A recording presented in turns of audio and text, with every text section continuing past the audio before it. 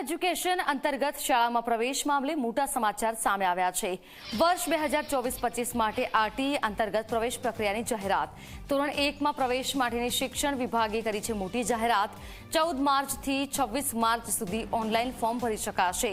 ધોરણ 1માં પ્રવેશ માટે 1 જૂન 2024ના રોજ 6 વર્ષ પૂરા થયેલા હોવા જરૂરી છે। સંવાદદાતા હિતલ અમારી સાથે જોડાયા છે। હિતલ, જે રીતે રાઇટ ટુ એજ્યુકેશન અંતર્ગત જે આ સમાચાર સામે આવી રહ્યા છે, અમુક નિયમો જાહેર કરવામાં આવ્યા છે, શું છે જાહેરાત?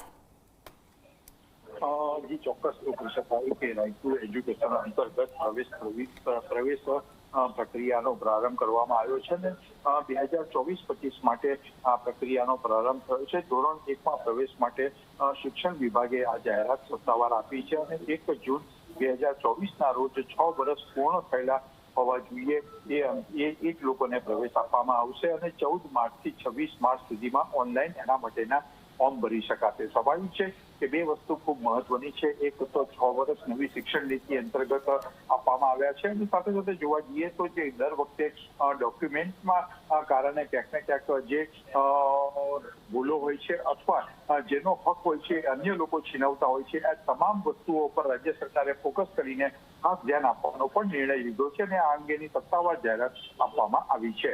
જી બિલકુલ હિતલ, આભાર આપનો તમામ જાણકારી માટે।